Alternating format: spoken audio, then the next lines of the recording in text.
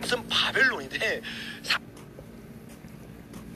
제가 알기로는 말라리아 약이 1,000원 정도면 환자 한 명을 살릴 수 있는 약을 구할 수. 실상 바벨론의 무역이 누구의 특징이라고 했어요? 루시퍼의 특징이라고 했잖아요. 노래를 하고 무역을 하면서 경제를 찾고 있는 자, 이 자들이 17가지 무역을 하면서 사람들을 어떻게 해요? 바벨론화 시켜놨는데 그게 너무 아름다워 버린 거예요. 아름다워 보이는 거예요. 그러니까 아간이 어떻게 해요? 모든 걸 진멸해야 되는데 하나를 딱 남겨놓은 거예요. 뭐랑 뭐? 외투와 돈들을 남겨놔요. 돈에 넘어가는 거예요. 외투는 뭐예요? 우리가 잘 아는 것처럼 엘리야가 엘리사에게 뭘 줬어요? 외투, 이게 권력이란 말이에요. 능력이란 말이에요. 그러니까 신할 땅에 외투를 줬다는 건 뭐냐면 바벨론의 통치 시스템 가운데 내가 살 국리를 하고 있는 거야. 그거를 가지고 내가 바벨론에서의 인기를 누리고 싶어 하는 거야. 수많은 사람들이요 예수님을 따르고 싶어 하지만 사실은 이 바벨론의 외투를요 못 버립니다. 이게 자존심이거든. 이게 나를 지켜 세워주거든. 돈이 있고 은이 있고 금이 있으면 그게 내 노후를 보장해 주거든. 그 주님을 믿는 척하면서 아나니아와 삽비라처럼 숨겨놓는 거야. 뭐 때문에 여러분? 탐심 때문에. 탐심은 곧 뭐래요? 우상숭배니라 그래서 우상숭배. 주님을 섬기는 게 아니에요. 주님을 따랐고 섬기는 건 우상이에요. 여기 수많은 사람들의 마음을 주님 비춰주잖아요. 그러면요 대부분의 사람들이 주님을 따르는 척하고 우상을 섬기고 있어요. 돈을 섬기고 있어요. 스펙을 섬기고 있어요. 심지어 어떤 사람은 미래를 섬겨요. 미래를 어떻게 섬기는 줄 아세요? 미래를 두려워하는 게 미래를 섬기는 거예요.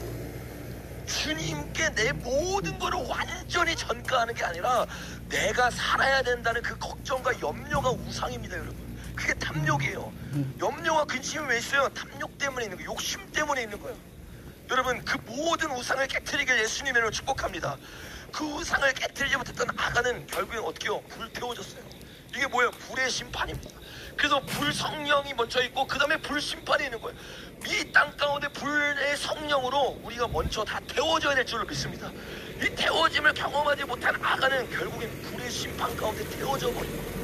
여러분, 이 심판을 겪기 전에 먼저 불의 성령으로 들어갔던 자들, 그 자들이 우리가 지난 시간에 나왔던 다니엘의 세 친구들, 그 친구들은 어떻게 했습니까? 666이라고 하는 금신상에 딱 세워졌는데도 안 두려워해. 근심하지 않아. 염려하지 않아. 뭐라고 말하냐? 주님이 그리하지 아니하실지라도. 이게 화제예요, 여러분. 내 모든 것을 주님이 다 태워도 나 괜찮습니다. 여러분, 이런 신앙인들이 지금 일어나야 될 때입니다. 그들이 일어나서 주님 앞에 어떻게 해요? 저벅저벅 그 안으로 들어가는 거예요. 그냥 불도 아니에요. 7배나 더 뜨거운 불이었어요. 근데 그 불 안으로 들어가니까 거기에 누가 동행하기 시작해요, 여러분? 하나님, 예수님이 동행하기 시작하는 거예요.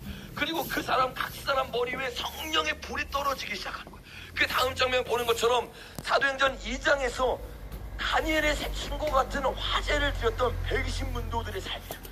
이게 단순히 초대교회 때 끝나는 게 아닙니다. 초대교회는 이른비라고 했어요. 요 똑같은 일이 언제 일어나냐? 디즘비 때 일어나는 거예요. 디즘비 때도 똑같은 시험이 일어날 거예요. 불불불처럼 주님을 따르고 주님 앞에 나아가면 죽을 것 같은 일들이 실제로 일어날 거예요. 그 가운데 여러분 몇 명이나 남겠어요? 저는 많이 안 남을 거라고 봅니다. 예수님이 직접 부활한 거를 500명이 봤어요. 아니, 직접 부활해서 구름 타고 올라가셨다고, 예수님이. 근데 그 가운데서도 절반 이상이 탈락했어요. 주님은 안 믿는 거예요. 야, 이대로 기도하고 있으면 죽어. 야, 120문도 너네 지금 잘못된 거야. 이대로 하면 시집가고 장가가는 거 다 놓쳐. 너 이대로 가면 사업 다 망해. 너 이대로 가면 다 끝나. 근데 그들은요, 120명은요 멈추지 않았어요. 십자가의 길로 올라갔어요. 다락방이 뭐라고 했어요? 다락방은 단순히 다락 개념이 아니라 성전 개념이라고 했죠. 다락 앞에, 주님 앞에 나를 올려드리는 거예요. 다락방에 뭐를 보관한다고 했죠, 여러분? 곡식들을 보관하는 거예요. 내 자신을 주님 앞에 올려드리는 거예요. 주님의 전을 나를 놔두기 시작하는 거예요.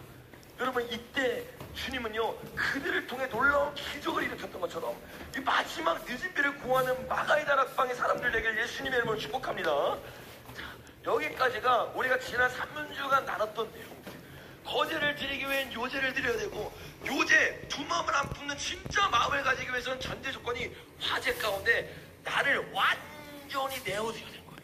이 완전히 내어드림 가운데 내가 완전히 활활 타기 위해서는 그 전에 있어야 되는 전제 조건이 마지막인데, 그게 뭐라고 했죠 여러분? 전제라고 했어요.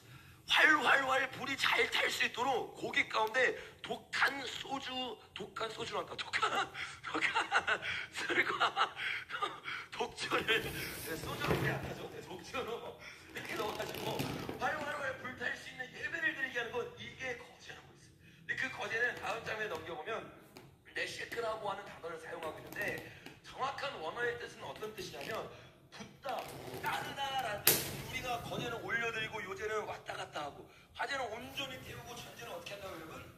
붓고 따르는 거야. 근데 붓고 따르는데 뭘 붓고 따르느냐? 다음 장면 큰 목소리로 한번 읽어보겠습니다. 시작.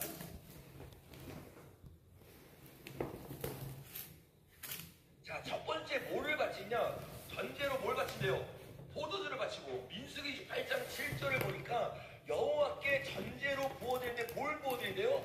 독주의 전제라고 말하고 있어요. 그러니까 전제는 크게 두 가지를 부어드리는데, 첫 번째는 포도주를 부어드리고, 두 번째는 똑같은 건데 뭐예요? 독주를 부어드리는 것이 전제를 드리는 방법이에요. 이 전제는요, 우리가 예배를 드리고 소금 언약으로 들어가고 나를 불태우기 위해서 반드시 피거든요. 왜? 이 전제가 없으면요, 예배 자체가 성립이 안 됩니다. 제가 계속 말했던 것처럼 소제와 전제가 없이는요, 예배가 드려질 수가 없어요. 이게 예배 시작 단계가 뭐냐? 바로 전제예요. 한마디로 말하면 뭐냐? 교회가 세워지는 게 전제인데, 그렇기 때문에 모든 교회가 세워지는 역사에는 항상 전제의 역사가 있었어요. 먼저 우리가 다음 말씀 한번 읽어보겠습니다. 시작. 야곱이 하나님이 자기와 말씀하시던 곳에 기둥, 곧 돌 기둥을 세우고 그 위에 전제물을 붓고 또 그 위에 기름을 붓고 하나님이 자기와 말씀하시던 곳의 이름을 베델이라 하더라. 와, 베델이 세워져요. 한마디로 하면 하나님의 집, 교회가 세워지는데, 교회가 세워지기에는 세 가지 조건이 필요해요. 첫째, 돌기둥, 이게 뭐예요? 말씀이죠.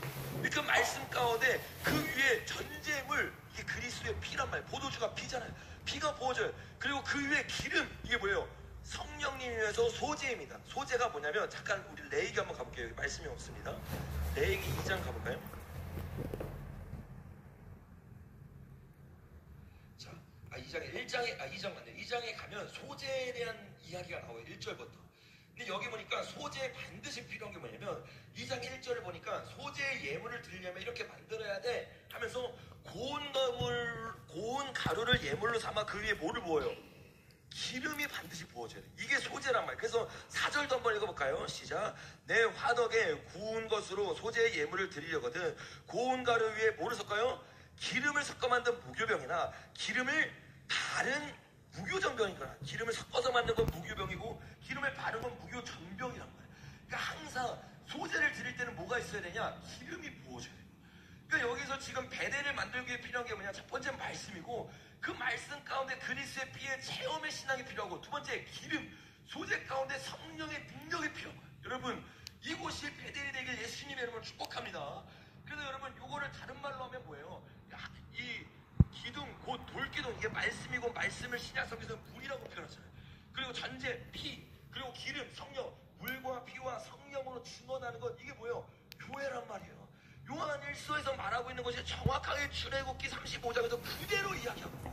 진짜 교회가 되기 위해서는 말씀 위에 그리스도의 피가 부어져야 되고, 그 피로 말미암아 주님이 교회를 사신 거예요.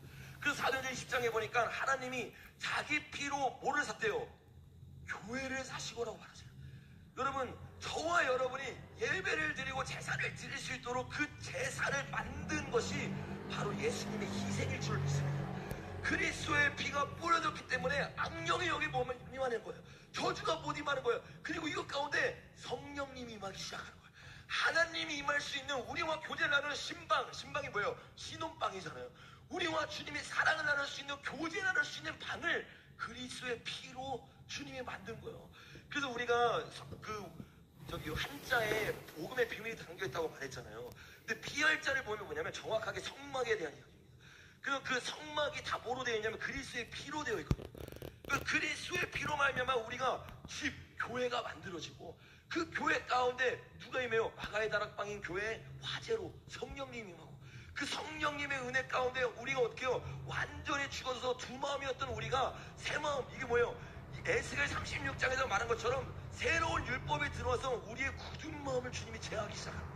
부드러운 마음이 되기 시작하니까 그 부드러운 마음으로 예전에 최고 귀한 거를 숨겨놨어. 근데 성령님의 은혜 가운데 진짜 은혜를 경험하니까 최고 귀한 것을 숨겨놓는 게 아니라 주님께 올려드리는 거예요.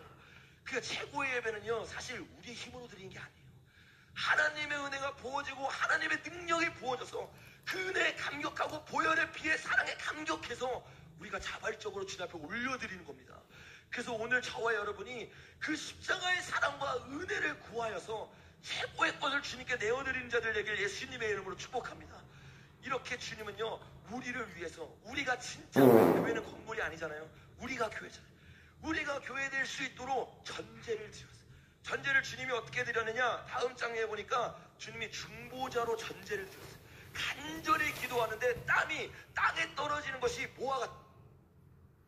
手机手机手机手机